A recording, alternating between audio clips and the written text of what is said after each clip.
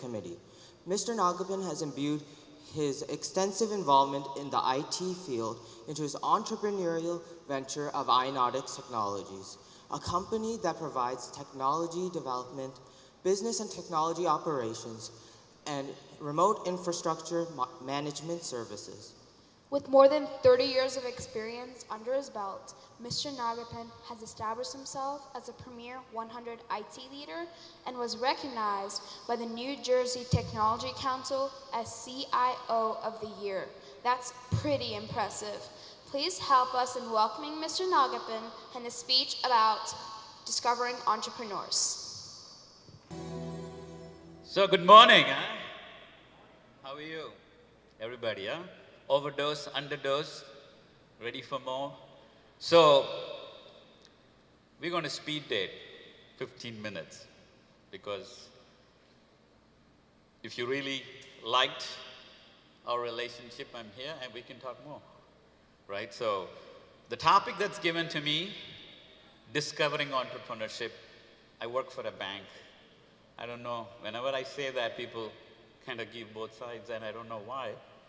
But 15 minutes, I have a bunch of slides. I decided, let's put all the slides together, put it up. So don't bother with the slide. I'm not going to use the slide. So how many people here are not an entrepreneur and want to be one? Because if nobody raised their hand, there's nothing for me to speak. So at the end of this, I'm going to make you all one. How about that? Right? That's my challenge, discovering entrepreneurship. And I want to start that by telling a story because I'm going to give you 4 points. That's it. And the first point is, someone said about relationship or who you want to deal with. So that's my first point, and I want to tell this with a story, right? I have a great friend of mine. He is in New York. Like all our like immigrants like us, he also came. And, he's not an IT or he's not a doctor. So imagine he had to survive.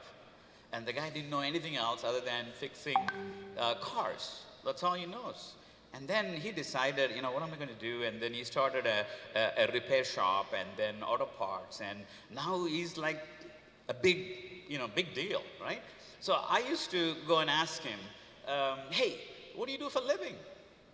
You know what he tells? I fix cars. Really? Then after drilling, he's a great businessman. Oh my God, you are a big entrepreneur. And you're the boss. He says, Ram, let me tell you this. If you're an entrepreneur, you're an employee for everybody. You're not a boss. And then I have another friend, right? I go to him and says, what do you do? He says, I'm a serial entrepreneur. I invested in 20 companies. I exited 35 and I make $130, $90 million. Some numbers, Okay, you got 2 relationships here. And I want to tell you, it's you to pick that. Who do you want to continue, have a mentor and everything? And you pick it. Some are intimidating. Some are good. Some teaches you real life.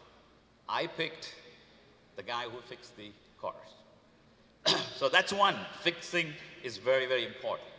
Point number 1, have a relationship or something with the right person, right? 1. We go to the second point.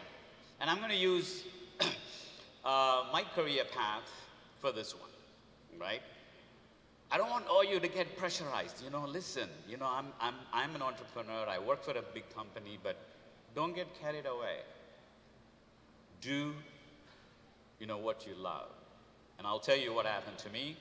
I come from a community that is all businessmen, thousands of years ago. You kind of look at my last name, you can figure that out. But something happened, social economic. We lost that trait.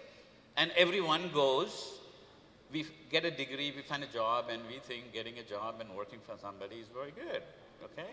So when I was born, like you and me, everyone, I'm either going to be an engineer or a doctor. That's it. They're going to train me for that. I become an engineer, okay, fine, everything. And then what did I do? I'm a semiconductor engineer. I designed a chip, a gaming chip, computer chip. That was my first thing that I did. And in order to test that chip, I wrote a video game called Pong, table tennis. That's 84. I'm dating myself. But so 84, I did that game, that Radio Shack and computers in Singapore brought that and gave me a job. I was happy to get a job, but that was the mistake I made, because what I did was even before Sony's Xbox or Nintendo or Microsoft, and I missed it. So having a great idea, even having it done, but not actually implementing or having a connection is another issue that I learned. But, people saw me, hey, don't do video games and all. Forget it. Go, useless guy. Go get a job. So my dad got me a job, actually, in Wall Street. So I love technology. I built 5 or 6 stock exchanges in America. I was enjoying my life. I was happy. The passion was doing great things. I never thought of actually taking that and becoming an entrepreneur.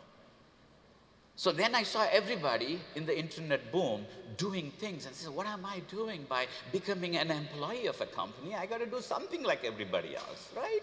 So I said, okay, internet. I want to have few people form a company. Yes, I did form a company, and it's called DLJ Direct, called online brokerage. The first online brokerage that you can log in, buy stocks, sell stocks. That's what I did.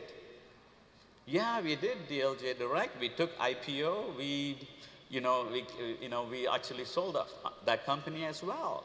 But still, I'm not satisfied because we again became an employee. So what I'm trying to tell you is, you start with an idea, you didn't do much, okay, fine. Then you become an employee. Then you go out, become an entrepreneur. Then you become an employee of a company.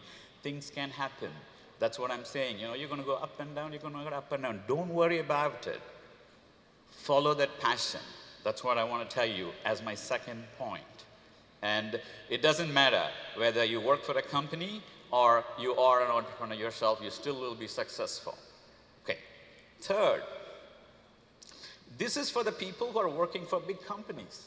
You may be working for a bank, you may be working for an insurance company, healthcare, you're an employee, right? And you kind of feel like, hey, listen, I don't want to be an employee, I want to go and work for a big company and I want to be my own thing, everything. Okay, good.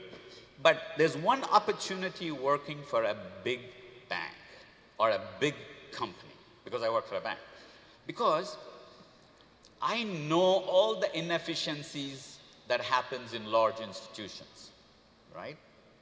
That's your advantage. If you're working for a big company, learn from it, because opportunity starts there. And then, because big company is built up of every opportunity, and all the startups, fintechs, or whatever you want to call, they want to thrive on that inefficiencies. Try to come up with something, and they want to chip it off. That's what they do, but you're inside. So, learn, cultivate, either cut a deal with the company to do it, or they may even spin you off to do something, and you can come back. These are all the things that you could do if you are in that particular position, right? So it's very important for people who are working how to take that opportunity and do something. So the last point that I want to bring here is, this is a very important one. If you are not, you're going to become one. How? Okay. The US, just take about 159 million people in the workforce. They're the one who can either employed or unemployed. The rest of could be kids or senior citizens. So we got 159 million people. Of that, 60 million are already self-employed or influencers. You might have heard the terms sharing economy, online economy, gig economy. What's happening to our workplace? The workplace is changing, ladies and gentlemen. It is changing. 159 million people, the total workforce, you got 60 million is self-employed. In 2020, you're going to get 89 people. That means how you find the work, what you do is changing. We talk about Uber. We talk about Airbnb. We talk about all these sharing economy. Everybody wants to share everything and they want to pay me. You know, I also found out that in Europe, there's a company called blah, blah. What is it is when you want to travel, you want a company to just to talk, they want to pay you. Meaning it's crazy that people are willing to share anything and everything, and there's an opportunity, a business model change that's happening. So when there's a business model change that's happening and the workflows is changing, there are many work aggregators are coming.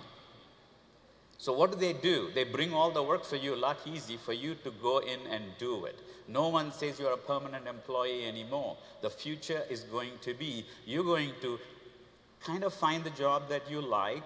You could take the job to any level and you are either a self-employed or an entrepreneur. That's what's going to happen.